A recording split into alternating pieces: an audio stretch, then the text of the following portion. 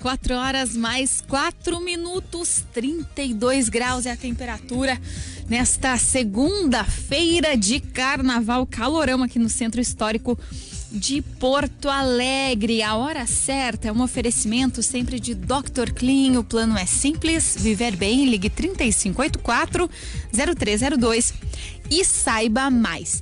E olha só, a gente tem um convidado aqui no estúdio e eu quero dizer que é um momento para você enviar perguntas. Se tiver dúvidas aí sobre sua vida financeira, quer ter uma ideia aí de como investir, cuidar um pouquinho melhor aí do teu salário, dos teus daquele dinheirinho que a gente guarda, né, que é importante, ou se quer começar a guardar, não sabe por onde, o nosso convidado deve nos ajudar. Conosco, o Adriano Severo, que é economista, especialista em investimentos. Muito boa tarde, seja bem-vindo. Obrigada por estar aqui conosco em pleno carnaval.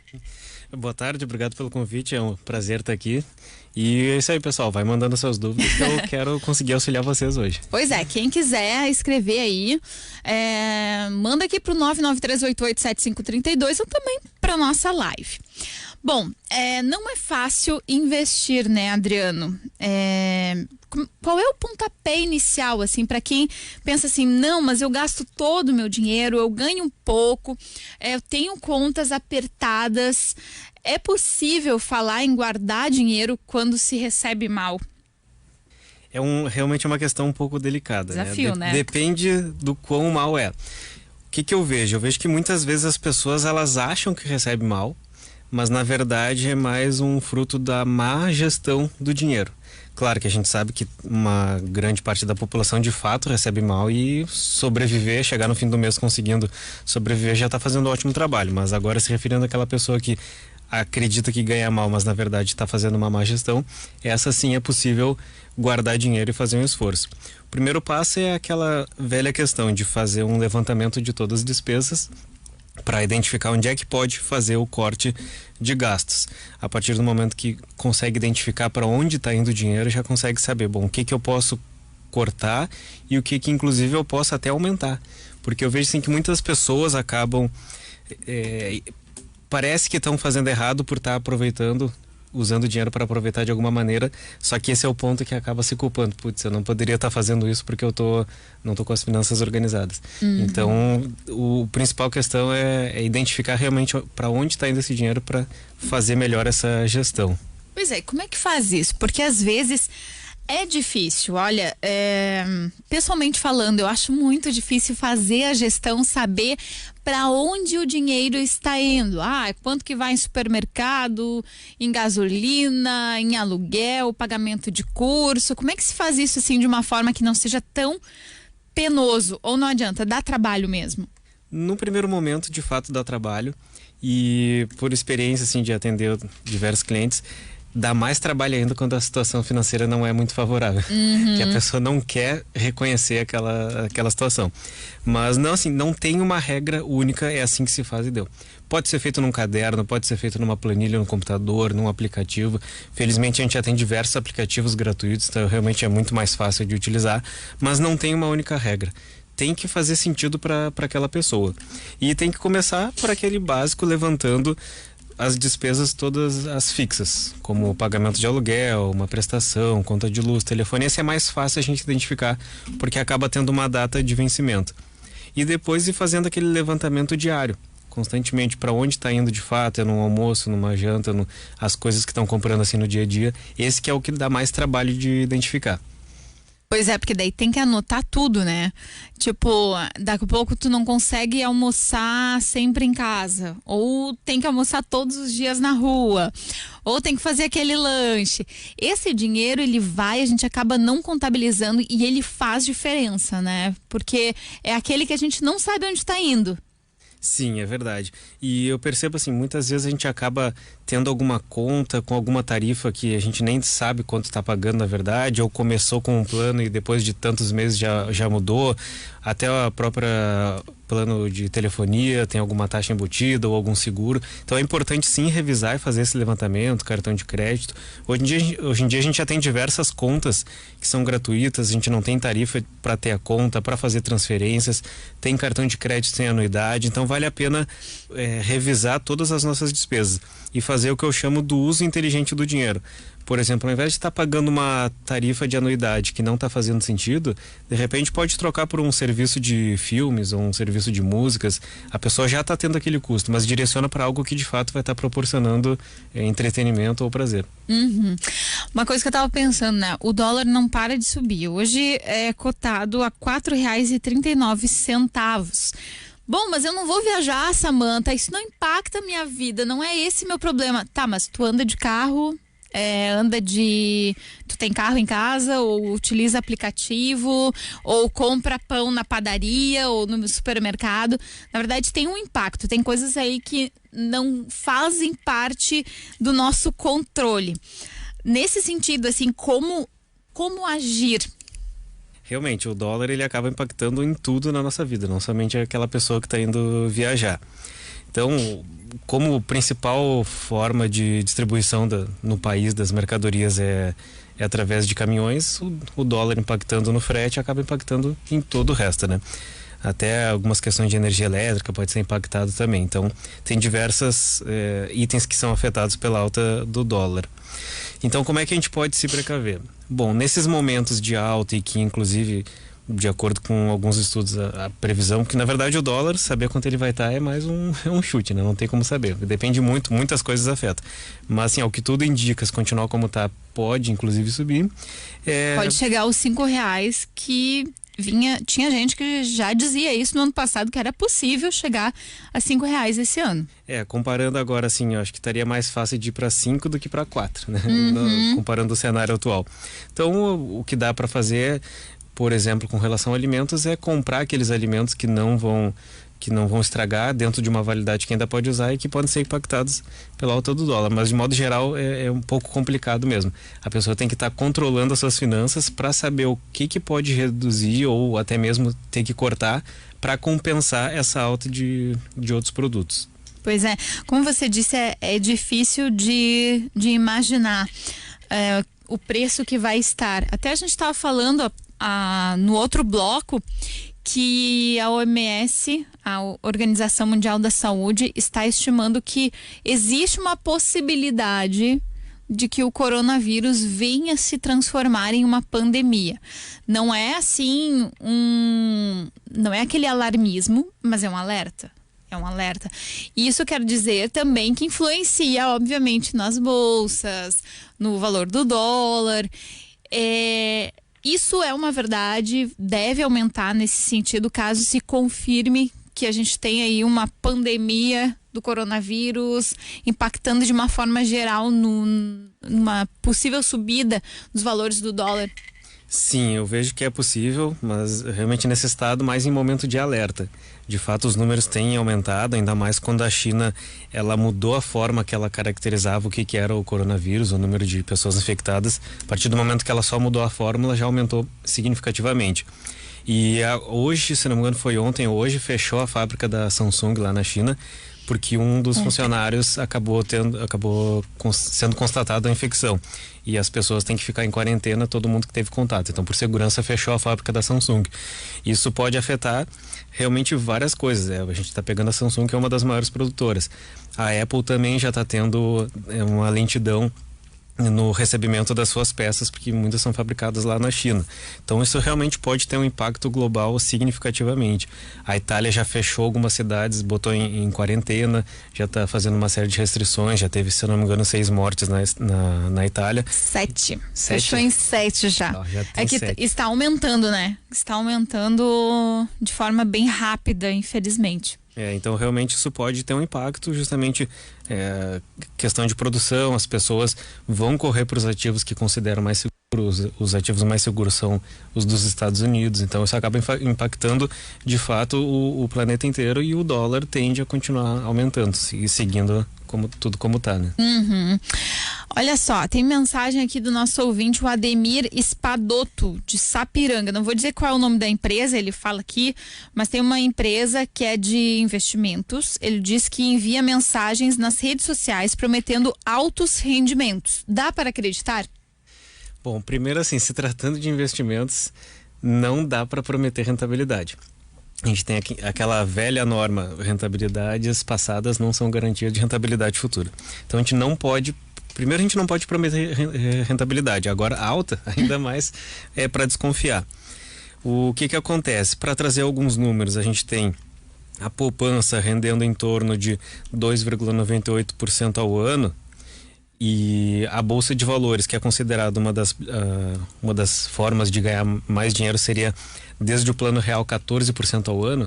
Quando promete algo muito fora disso, primeiro, lógico, não pode prometer, mas quando a pessoa induz a algo muito fora dessa realidade, já de fato tem que desconfiar. Eu vejo muitas prometendo 1, 3, 5% ao mês ou até mesmo ao dia. Então é algo que realmente foge qualquer situação normal de investimentos. Pois é, eu não sei se eu estou errada, assim, mas que para pessoas assim normais, tipo, eu vou me colocar, né, nesse hall de pessoas normais que não entendem muito bem como funciona a bolsa. É muito complexo apostar num campo que você não conhece. Isso, claro, para qualquer área da vida. Eu fico imaginando, então, para rendimentos, para investimentos, qual é o risco que se tem aquela pessoa que não tem muito conhecimento e resolve investir, ou mesmo que resolva estudar. A gente tem os dispositivos para estudar sozinho e daqui a pouco investir, ou isso é rentabilidade de verdade, é para quem está realmente envolvido no mundo dos negócios? Eu acredito assim, a melhor forma da gente ganhar dinheiro é a gente estudando e se qualificando para na nossa área a gente conseguir ganhar o máximo possível. Os investimentos, eles não vão deixar ninguém rico, mas eles vão potencializar tudo aquilo que a gente já tem. Por isso que eu acredito que a melhor forma seria a educação e constante aperfeiçoamento. Agora, se tratando da Bolsa de Valores, fazendo da maneira correta, não tem como perder dinheiro. Claro, é o risco, é renda variável, tudo envolve risco, mas assim, fazendo da maneira correta, estudando os investimentos, estudando as empresas, entendendo o momento de comprar, entendendo o momento de vender, é muito improvável que a pessoa vá ter um mau resultado ao longo dos anos. Eu falo em Bolsa de Valores em pelo menos 10 anos. Se a pessoa tem algum dinheiro que não vai usar antes desse prazo, poderia possivelmente destinar para a Bolsa de Valores. Agora, se a pessoa não tem muito tempo, ou não quer entender, ou não gosta, pode fazer isso através de fundos de investimentos, fazer essas aplicações. Então, a partir de muitos fundos já aceitam a partir de R$1, outros R$100, R$500. Então, já se tornou mais acessível fazer as aplicações através de fundos de investimentos. O que acontece? A gente coloca o dinheiro nesse fundo, tem uma equipe que está fazendo a gestão, que passa o dia inteiro estudando o mercado financeiro para tomar as melhores decisões. Então, por isso que a gente tem diversas maneiras. E investir, hoje em dia, felizmente, a gente já consegue. O próprio título público, o Tesouro, Selic, o Tesouro Direto, a gente consegue investir a partir de R$30. Então, já é uma maneira ótima para começar a sair da poupança e entender sobre outros investimentos. Uhum. Pois é, o Carlos Pacheco aqui pergunta no 993887532 sobre o poupança ou CDB, o que vale mais a pena, até porque ele pergunta aqui qual é o percentual de imposto de renda, se é só sobre o rendimento ou pelo dinheiro por completo. Então ele quer entender o que vale mais a pena, o que é seguro para investir, CDB ou poupança. Sim. Bom, a poupança atualmente ela rende 70% da Selic livre de imposto de renda. Então, como a Selic está em 4,25, a poupança está rendendo 2,98. Ao ano, né? Vamos lembrar. Perfeito, ao ano. E os CDBs a gente já consegue encontrar a partir de 100% do CDI. Se for algo menor que 95 ou até mesmo 93, eu diria que não é uma opção interessante, justamente porque a gente tem a facilidade de encontrar CDBs que rendem 100% do CDI. E o que é o CDI? O CDI, a grosso modo, comparando, é como se fosse a Selic. Então a gente consegue comparar os dois para efeito de cálculo. Então, no caso, a Selic está em 4,25, é como se a gente falasse que o CDI está em 4,25. Se rende 100% do CDI, no caso está rendendo seria a própria Selic, né? E o imposto de renda, ele incide sobre o lucro. Então ele não vai incidir sobre o montante total. Se a pessoa não teve lucro, no caso não vai ter imposto de renda, e qualquer parte do lucro ela vai ser descontada conforme o período. O que são esses períodos de imposto de renda para aplicações de renda fixa? Como por exemplo o CDB e os títulos públicos. A gente tem até 180 dias uma faixa de imposto de renda que é 27,5%, 22,5%. Depois a gente tem de 180 a 360 dias 20%. Depois de 360 a 720 dias vai ser 17,5% e acima de 720 dias 15% sobre o lucro. Então esse imposto vai depender de quanto tempo a pessoa deixa aplicado. Agora, comparando assim um CDB com uma poupança, a poupança ela rende a cada 30 dias. Então, se botar no primeiro dia do mês, resgatar lá no dia 25, 27, 28, não vai ter rentabilidade. Se a pessoa colocou num CDB, vai ter a rentabilidade e vai pagar o imposto. Ainda assim, ele tende a ser melhor do que a poupança de modo geral. Por isso que é importante migrar aos poucos a aplicações e conhecendo os diversos investimentos. Entendi. Então, porque eu sempre imagino que algum investimento tenha que ser assim, aquele dinheiro que você não vai precisar. Mas aí fica aquela dúvida, por exemplo, assim, pensar a longo prazo, né? Ou daqui a pouco, e de preferência que não seja guardar para comprar, porque investimento não é guardar dinheiro para comprar um celular novo, né? Acho que tem que separar isso também, né? Mas assim, sempre imagino que, por exemplo, vou investir num CDB, que seja. É para longo prazo, mas na real também pode ser para o curto prazo. Só que não pode ter tanta pressa, é isso, Adriano? Sim, a gente tem diversos produtos que eles se encaixam nos mais diversos objetivos e prazos. Eu acho importante a pessoa estipular objetivos de curto, de médio e de longo prazo. O longo prazo, como eu falei, a Bolsa de Valores, ela se encaixa para quem pode deixar esse dinheiro para pelo menos uns 10 anos, em torno disso para mais. Então, a Bolsa de Valores é indicado para longo prazo, ativos de renda fixa são indicados para curto e médio prazo, e a pessoa vai guardar dinheiro para objetivos diferentes. Se for para comprar um celular, que geralmente tende a ser em até 1 ano ou até 2 anos, vai ter que ser algum ativo de renda fixa. Um CDB, por exemplo, ou um título público. Se a pessoa está pensando em aposentadoria, não pode ser um CDB nem um título público, porque no longo prazo ele não tem o potencial de valorizar esse nosso dinheiro, então tem que ser Bolsa de Valores. A gente tem ativos diferentes para objetivos diferentes, por isso que é importante entender o que a gente está buscando, qual o prazo, quão disposto a risco a gente está, para entender quais aplicações a gente deve escolher. Pois até queria entender o que é essa diferença, né? Acho que você já respondeu um pouco, mas qual é a diferença entre investir e guardar dinheiro para um objetivo bem específico? Sim, a gente primeiro tem que começar com a nossa reserva de emergência. A nossa reserva de emergência é indicada em ter em torno de pelo menos 6 vezes a nossa renda mensal. Então pega a nossa renda, multiplica por 6 e essa seria a reserva. Para que ela serve? Ela serve justamente, como o próprio nome diz, para emergência. Aconteceu alguma coisa, questão de saúde, perdeu o emprego, teve alguma mudança, enfim, a gente tem aquela reserva que vai nos suprir durante os próximos 6 meses. Claro que quanto mais tiver nessa reserva, melhor. E não precisa construir tudo de uma vez só. Vai construindo ao longo do tempo justamente para ter essa quantia. Essa reserva ela tem que ser em algo seguro, em algo que a gente consiga resgatar imediato, ou 1 ou 2 dias no máximo, não pode demorar mais que isso. Seria o que, por exemplo? Por exemplo, um CDB, que tem a liquidez diária. Liquidez é quanto a gente consegue resgatar. Tem alguns que têm liquidez em 30 dias, liquidez em 180 dias, então a gente não consegue resgatar antes desse prazo.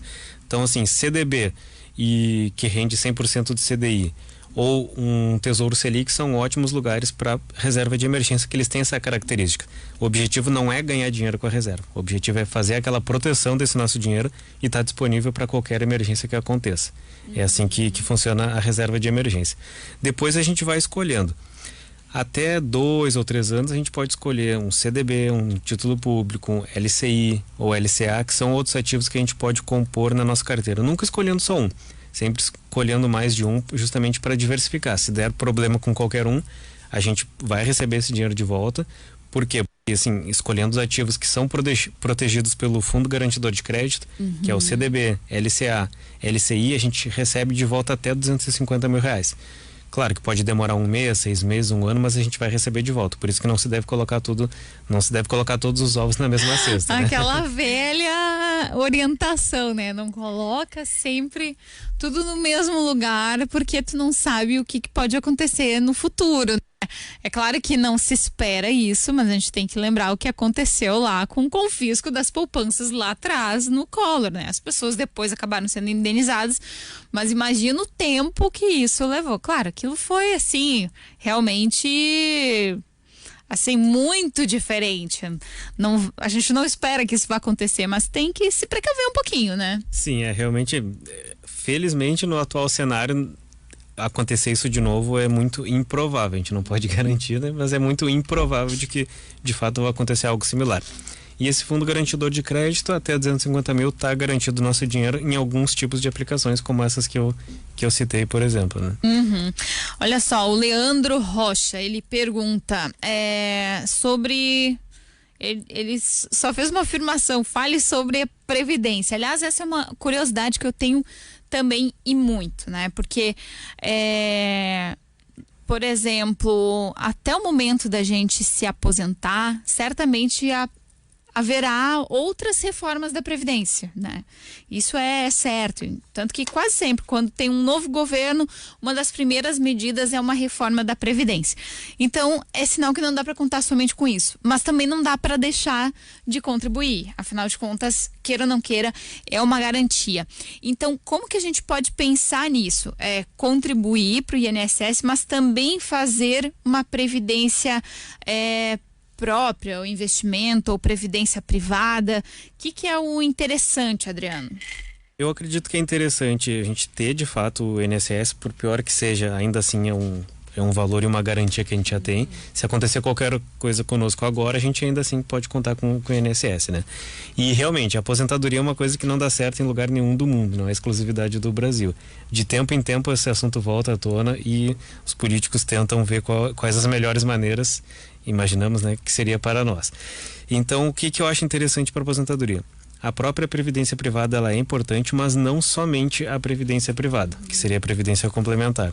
Eu acho importante a pessoa diversificar e buscar na própria bolsa de valores, que daria para fazer através de compra de ações diretamente ou através de fundos de investimento.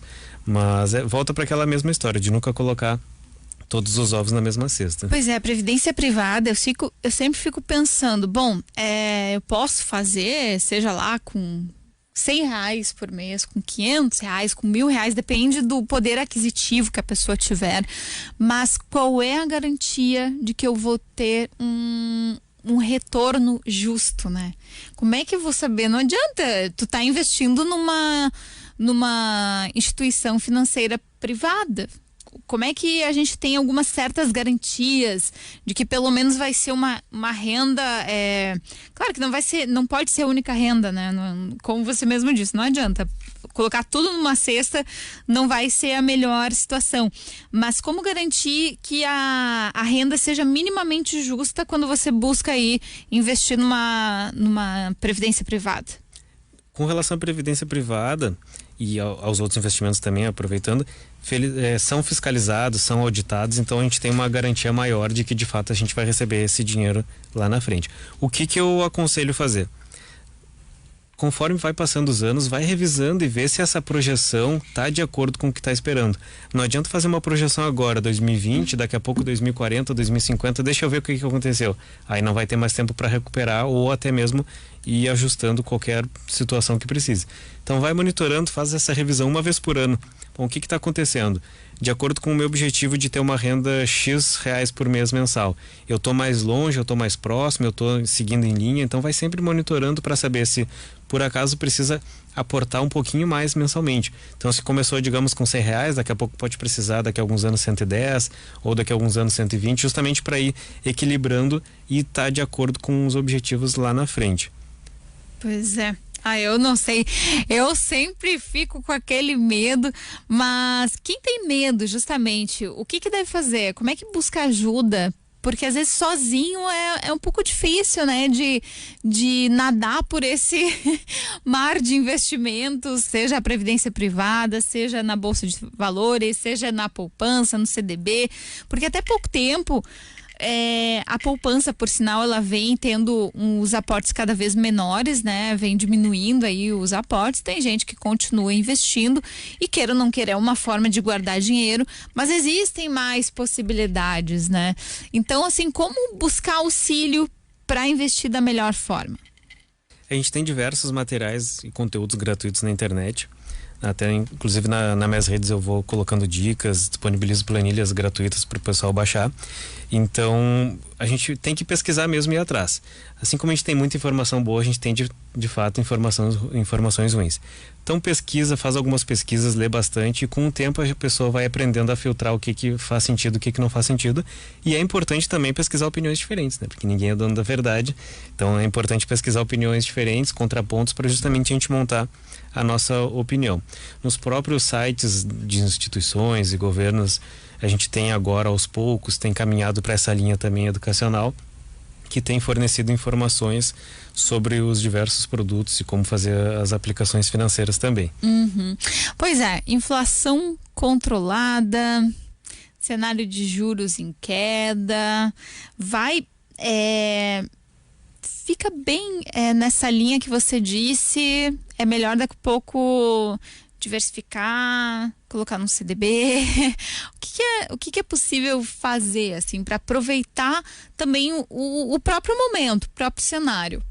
Sim, em função desse cenário atual de juros baixos e a tendência a se manter, pode ter algumas revisões da taxa Selic um pouco mais para cima, mas ainda assim vai se manter mais ou menos nesse patamar. Não tem alguma previsão de voltar para a faixa dos 10% ao ano, 14% ao ano, como foi há alguns anos. Então, nesse momento, a pessoa vai ter que pesquisar e se informar mais sobre a renda variável, que é a única possibilidade que tem de tentar ganhar mais do que na renda fixa. Por exemplo, no ano passado, a Bolsa de Valores valorizou 30%, foi 31%, mas lógico que não vai ser assim sempre. Inclusive, esse ano pode cair ou pode subir mais. A questão é que, na média, ao longo dos anos é uma média de 14% ao ano. Então, num ano sobe 30, no outro cai 20, no outro cai mais 20, no outro sobe 40, faz parte. É assim ao longo desse processo. E a renda fixa, quanto mais vai caindo os juros, quanto mais vai caindo a Selic, ela vai rendendo cada vez menos. E em alguns momentos até menos do que a inflação. Ou seja, na própria renda fixa a gente estaria perdendo dinheiro. Por isso que vai ser necessário ter esse movimento de aos poucos as pessoas entenderem mais sobre a renda variável. E isso está muito relacionado ao perfil de investidor, de perfil de investimento da pessoa, que a gente tem conservador, moderado e arrojado. Eu acho que isso é uma questão de momento e não uma questão definitiva. Porque a partir do momento que a pessoa não conhece nenhuma aplicação, ela é totalmente conservadora. A partir do momento que ela vai conhecendo, já investe num CDB, num título público, já está buscando alternativas, bom, ela já passou a ser moderada. Conforme ela vai ganhando mais conhecimento, já está um pouco mais adepta à renda variável, ela já vai se tornando mais arrojada. Tem quem faça investimentos ainda em dólar, vale a pena? Eu não acredito que vale a pena dólar. Do meu ponto de vista, dólar a gente tem que comprar para fazer uma viagem e turismo. Porque ao longo do tempo a gente não tem esse ganho com o dólar, né? Agora ele voltou a patamares mais elevados, mas ainda assim ele não chega a gerar valor. É diferente de quando tu investe numa empresa, que ela vai contratar pessoas, vai expandir, vai abrir fábrica, vai abrir outras unidades, vai crescer, vai ter lucro, e isso aí vai gerando valor. Inclusive a gente vai recebendo parte do lucro das empresas através da Bolsa de Valores. Então o dólar eu acredito que é mais para viagem. Vai viajar, vai comprando periodicamente, uma vez por mês, uma vez a cada 2 meses, com uma certa antecedência da viagem, e para fazer justamente o preço médio. Porque assim, se a cotação dispara, já tem uma proteção de ter comprado o dólar antes, e tem que torcer para ir caindo, porque aí com a mesma quantidade de reais vai comprando cada vez mais dólares. Porque inclusive falando nisso, agora vai mudar a questão da cobrança no cartão de crédito, né? Porque até o momento você compra, sei lá, tá numa viagem no exterior, que seja na Argentina, que aqui do lado tu já pode comprar em dólar também, né? Aí tá lá, até o momento era no dia do pagamento da fatura. Agora não. É conforme o dia da compra. Que impacto tem isso, assim, no dia a dia? Chega a resultar em impacto nas contas do consumidor? Eu acredito que sim, é mais benéfico para a população, porque acaba sendo mais transparente e a gente consegue de fato ver quanto que está cada instituição cobrando o seu dólar, porque esse dólar é cada instituição que cobra o seu. É a partir da taxa comercial, cada uma faz o seu cálculo para justamente fazer essa cobrança. A partir do momento que tu fez a compra e já sabe quanto que tu vai pagar, tu consegue ter uma previsão melhor. Por exemplo, se está viajando e comprou, olha, meu dólar hoje custou tanto. Será que eu posso gastar mais amanhã? Será que eu tenho que reduzir um pouco meu gasto? Isso se torna mais transparente, a gente consegue controlar melhor o orçamento do que simplesmente sair comprando e ter aquela surpresa de quando chegar a fatura e daqui a pouco até nem tem como pagar, tem que parcelar a fatura, pagar juros, enfim. Então acho que é mais benéfico de fato para todo mundo. Pois é. Sabe que eu não conheço, mas eu vou perguntar. Se tu não conheceres, não puder responder, fica à vontade. Ana Paula Rocha, ela diz o seguinte: pergunta para o Adriano Severo o que acha do economista do ano Eduardo Moreira. Você conhece ele? Eu acho que fala aqui como tomar sempre as melhores decisões para a sua vida financeira, seus negócios. Eu acho que são cursos, né? Agora não sei se é muito... Não sei muito bem o que ela quis dizer com isso. Ele realmente já foi eleito uma das pessoas dos principais economistas do país.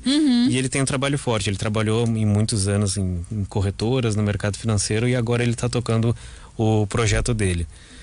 Aparentemente é interessante, eu não li ainda os materiais, os livros que ele tem, mas eu sei que ele tem divulgado livros e produzido conteúdos nessa parte de curso. Então, conheço, mas não sei dizer sobre agora eu me lembrei. Agora eu me lembrei que é. Um amigo do Correio do Povo já tinha comentado a respeito dele, sobre uma visão mais crítica também, mas uma questão relacionada a investimentos. E eu acho interessante, como aquele ponto que eu comentei antes, de ter opiniões diferentes. Ele tem um tipo de visão e é interessante para justamente a gente entender e contrapor com outras opiniões. Claro. Até porque mercado financeiro não precisa ser bicho-papão, né? A gente tem que daqui a pouco conhecer para se beneficiar. Exatamente. A gente tem que, baseado nas informações que a gente tem, como é que a gente consegue tirar o melhor proveito para as nossas aplicações e para o nosso futuro, né? Quem quiser conhecer mais do teu trabalho, como é que faz, Adriano? Eu uso as redes sociais, pode procurar Severo Adriano, principalmente o Instagram. E também tem o site, que é severoef, de Severo Educação Financeira.com.br. E lá tem diversos materiais, planilhas, gestão das finanças, custo de veículo, enfim, tem alguns materiais gratuitos que a pessoa pode baixar também. No teu Instagram, eu tava olhando, é muito interessante, viu? Ali tem já várias dicas ali nas fotos, nos cards, ali tu já consegue entrar nesse mundo, né? Pra quem não tá assim muito acostumado, pelo menos para começar a se informar a respeito de mercado, como funciona. Tem ali inclusive, bancos dão até 90% de desconto. Olha ali, dicas para negociar, liste as suas dívidas, veja a negociação. Isso é legal, né? Porque daqui a pouco com o banco tu fica ali completamente perdido, tu tem uma dívida e não sabe o que fazer. Primeiro ponto é buscar negociar, certo? Exatamente. Eu vou pegando assuntos que estão na atualidade, vou trabalhando, vou abordando. A pessoa pode entrar em contato, manda sua dúvida que eu vou procurar auxiliar da melhor maneira possível. Legal. Muito obrigada, Adriano Severo, economista, especialista em investimentos. Obrigada. Obrigado pelo convite. Uma boa tarde. Uma boa tarde. Bom, a gente vai fazer intervalinho e já voltamos. Enquanto o Beto tá na praia.